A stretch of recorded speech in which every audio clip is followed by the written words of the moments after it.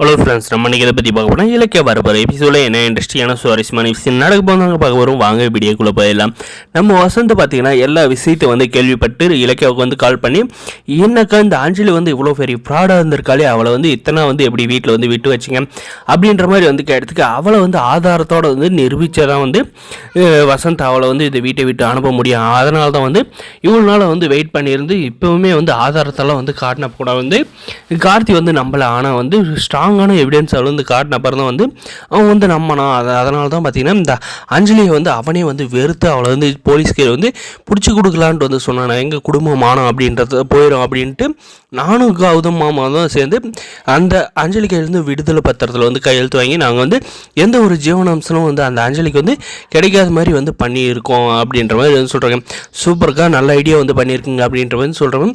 இனிமேல் வந்து அந்த அஞ்சலி என்ன தான் நினச்சாலும் இந்த வீட்டுக்குள்ளே வந்து வர முடியாது. அவ்வளோ சீக்கிரம் வந்து கார்த்தி கூட வந்து சேர்ந்து வாழ வந்து துளி கூட வந்து வாய்ப்பில்லை. கார்த்தி அவன் மேலே வந்து கொலை காண்டில் இருக்காங்க. கண்டிப்பாக வந்து மறுபடியும் இந்த வீட்டுக்கு அதெல்லாம் கொன்னே போட்டுருவான் அப்படின்ற மாதிரி எல்லாம் வந்து சொல்கிறாங்க. அதுக்கப்புறம் பார்த்திங்கன்னா இந்த வசந்த் நம்ம அவங்க வீட்டுக்கு வந்து போகிறப்ப பார்த்திங்கன்னா இந்த அஞ்சலியும் சிந்தாமணியை வந்து பேசிகிட்டு இருக்காங்க.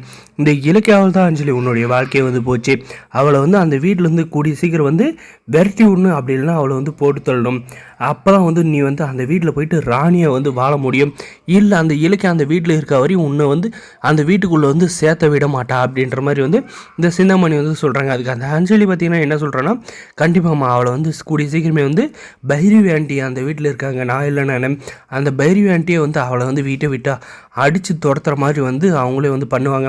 அப்படி இல்லைன்னா நான் வந்து பண்ண வைப்பேன். கண்டிப்பாக அவங்கள வந்து நான் வந்து வீட்டை விட்டு இல்லை அந்த கௌதமுக்குலேருந்து இந்த இலக்கியாவை வந்து பிரித்து அந்த இலக்கியாவை வந்து ஒன்றும் இல்லாத ஆக்கிறனா இல்லையா மட்டும் பாரு.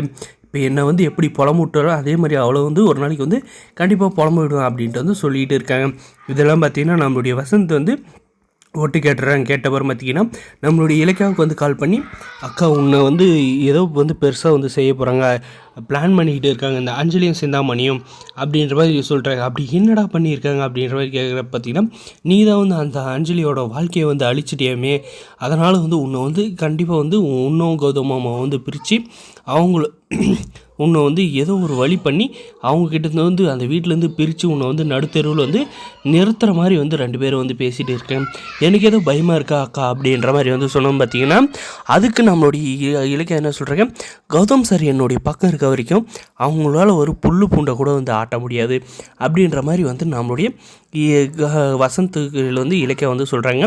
வரப்போகிற எபிசோட் இதுதான் நடக்க போகுது. இந்த வீடியோ பிடிச்சிருந்தா லைக் பண்ணுங்கள், மறக்காது நம்ம சேனலை வந்து சப்ஸ்கிரைப் பண்ணாலும் மறக்காது சப்ஸ்கிரைப் பண்ணி தொடர்ந்து நம்மளுடைய சேனலுக்கு வந்து ஆதரவு தாங்க. தேங்க்ஸ் ஃபார் வாட்சிங் கைஸ்.